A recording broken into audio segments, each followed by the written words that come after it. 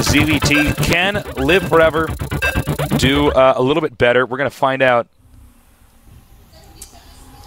All right, LiveForever, 6 o'clock with the Terran race. Up there. And here's NesTea. 237. It is NesTea with the red Zerg. NesTea sending his overlord over here to the upper left. And he is going to find out that his opponent is not there. Now, these spots are, again, very interesting, as we've mentioned before. It's not your first expansion, but it's the second one. Where do you expand on the map? Yeah. You can go for some place that's going to be very close proximity, like the island or the gold base, or you can go very far out to one of these other locations and take something there, but that can be harder to defend. You have to go to Planetary Fortress if you're a Terran. If you're a Zerg, you better have something that can get there fast. Zerg are the most agile race. Yeah, you know, the thing is, in these positions, with Zerg, it can be very hard, as you said, you know, taking that third base, because everything is so close. As Zerg, you basically want to be as far away as possible. Zerg loves big maps. So I think with this exact matchup right here, I think these positions favor the Terran player a little bit. Yeah, I think so.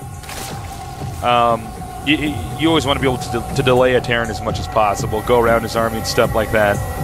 And let's see here. Now, I'm really interested to see the Terran opening, because this map is just so different from the last map.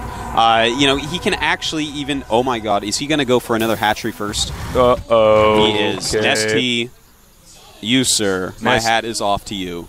Your but strategy if I ever play you, I will go barracks first. This is a strategy that's made of balls. It's very risky. Yeah. I mean, he's just going completely gutsy. I don't think I'm going to die early. This is... NesTea is playing not like our standard Zerg players. Yeah, no, he's not playing StarCraft, Asus. He's playing Ballercraft. He is. And not just Ballercraft, Ballercraft 2. Ballercraft 2.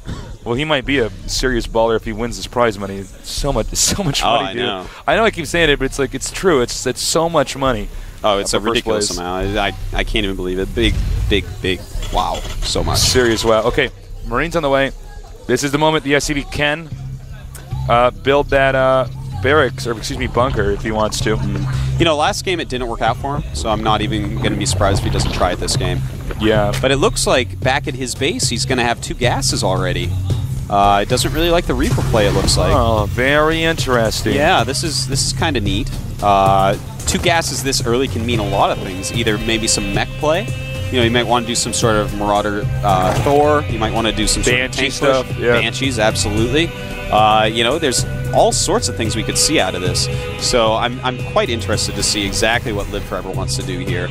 And I got to tell you, even though NesTea is a Zerg player and I want him to win in advance, I kind of want to see LiveForever win just so I can see more NesTea strategies. At least live a little bit longer. Yeah. All right, Terran currently controlling the Xel'Naga Watchtower. This is really important when you're in these spots that you're controlling this early on. And it looks like this game we're going to see some very different play out of our Zerg player NesTea, going for a very fast layer before Zerging speed, before Roach Den. Basically has nothing that could stop a Reaper at this point. At Tech Lab, Starport. Looks like we may be seeing Banshees, Tasteless. I think it's a real possibility. And for the time being, Marines move out. They control the Xel'Naga Watchtower. You know, this is so unlike StarCraft 1 in the fact that you can actually walk around with 3 Marines. If you do that in StarCraft 1, man, those just die and you lose because the mutas come and that's it.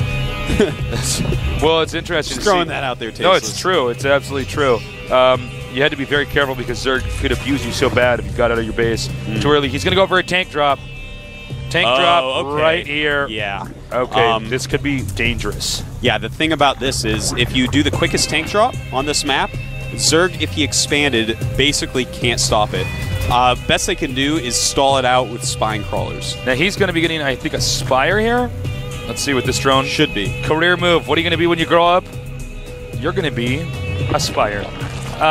Now, the timing's going to be tough here because he could get the tanks and the Marines into the dropship now, and he could drop over in this region. It's going to be kind of nasty because there's creep there, but he's really already getting ready for his StarCraft senses are tingling, and this means he's going to have to deal with the spine crawler first. And let's see here, siege mode up, second spine crawler on the way, the Spire. It's very slow building. I know. It is not finished fast. But I love the play that we're seeing here by NesTea. The way he's dropping creep to try to stop any building production. Not going to work completely, but the thought was there. Got a drone moving out here. He may try to set up another expansion. I think there's a high chance that this hatchery is going to be taken out. And LiveForever even drops on the hatchery. Hatchery getting low. The queen says, "Leave my babies alone," and comes at her. He's actually going to engage. And he wants to do anything to just do a little bit of damage to buy time. He might have to change focus onto the queen. No, he doesn't budge. He's going for the hatchery. The hatchery's getting low, getting very low. I can't believe how long it's taking this queen to kill these Marines. And 1, 2. It's 30 looks like HP. that's going to be it. Oh my God, he got it. And the queen taking a lot of hits there as well. You know, I think that if you really wanted to save that, he could have walked up the spine crawler as well because he was obviously target firing.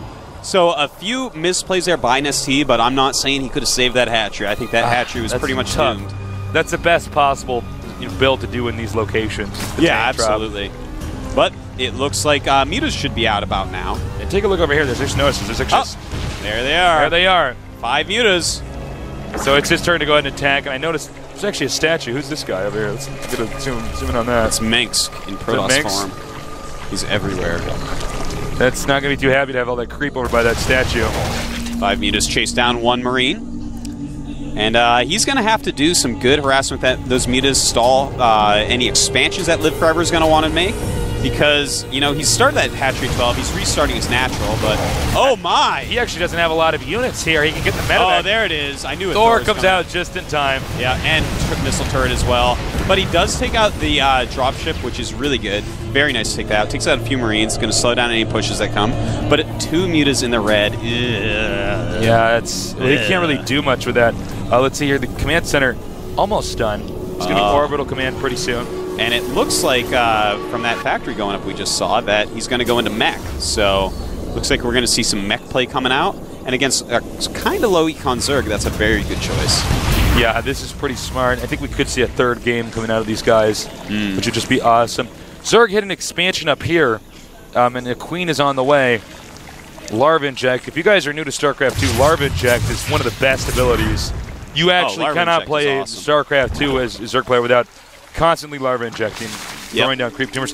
By the way, we really don't see creep tumor usage whatsoever. Yeah, here it's kind of a lot of the Zergs from StarCraft 1 actually underuse creep tumors so far. I'm sure they will change eventually, but they creep definitely do need to use so good. Yeah. And actually, he might go for the kill here. Or at and least in fact, I think that might actually kill him if he did go for it. He's got Banelings. Some Banes coming out, but Bane's not very good against Mechanic. Yeah, you're totally right.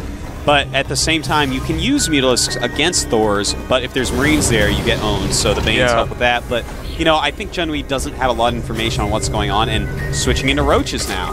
Roach Bane. NesTea over here against LiveForever. It's proved to be a pretty exciting series so far. I gotta say, Zerg is kind of in a pickle.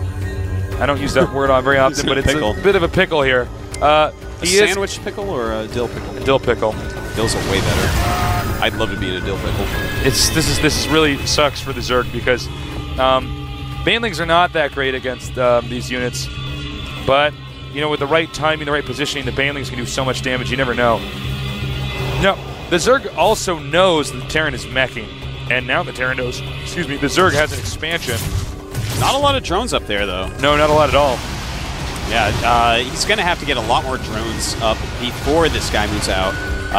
You know, LiveForever is going to be so dangerous in a moment here. His economy has never been hurt in this entire game so far. And we're going to have a drop, looks like, again, on the ledge. A double Thor drop. Look at that. Look at Those things are so big. The Thors look so cute when they get picked up and they tuck their little arms in like that. Feels like it should hit the ledge right there. Here we go. All right. He's just chasing away these Mutas. Mutas at very low HP here. Meanwhile, he's going to drive out these Overlords. He could even go back here with the drop ships and get some tanks. Zerg goes in for the front. Uh-oh. It looks like Zerg is on his last legs here. Runs in with the Roaches and the Banes. Siege Shank's just taking out everything so quickly. Whoops, excuse me, I misclicked there. Actually, he is going to get in here, it looks like, and take out the Thor. He's got to bring the Thors back home, but this does this, deflect the drop over here, which could have taken out this expansion. He's still in this. Really awesome moves here by NesTea, but Thor's coming back, flanked by 3 Thors, 5 roaches, obviously going to go down. Okay, he picks up these 2 Thors, and once again moves back over here, but he's already, well, actually, no, he doesn't have as many units as I thought he would have had. But it looks like right now the Zerg strategy is to just keep counterattacking down here so that the Terran can't keep his forces up here. And here we go again. I think this might be too small.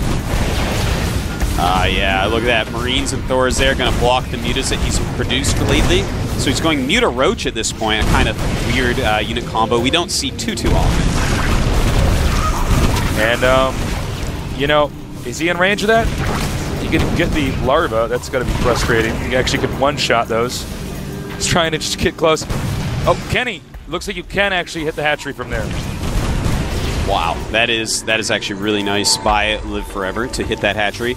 And still, no creep spreading here by NesTea. This is pretty sloppy by NesTea. I mean, this has to be a stressful point in the game for him. I mean, these Arnie's on the ledge, man. They are just pumping him up. Uh-oh. He's got to do something fast. He's got to attack quickly here. Oh, and it looks like he's going to destroy these Thors. That's more than enough to take them out. But the hatchery is gone. Oh, wow. Wow. Loses almost no units, but yeah. Oh, nice. Full mining base up there. And he's going to drop. Meanwhile, over here, LiveForever will. At the expansion, is there enough? We have Spine Crawler's Queen, and another Spine Crawler just finishes, and he's like, I'm not going to do it. Good choice there by LiveForever. Let's go home, guys. LiveForever doesn't want to die, man. And NesTea, he's switching over to a lot of mutas. I kind of like this play. Switching it up a whole lot and keeping the tank numbers low because of this, which makes the roaches more effective. I think he's going to get... Oh, God. If only you had 20/20 vision. You're so... If only these mutalists had binoculars. Oh, my God. He's not going to get it. Mutalist telescope. God. Yeah, I need What would they hold it with? One wing? They, like, spiral down and hit the ground? Yeah, it's too bad because that could have really affected this game. We're going to get him some of those army ones that just, like, go on their face. He's got a drop over here. He's taking out drones. Meanwhile, Terran moving out here with siege tanks, Thors, Marines, Marauders. Oh, that's a scary army. About 4 or 5 drones dead already, not being able to mine. Very effective drop. Some Banes, some Roaches, and there we go, cleaning up. But this push, I don't know if...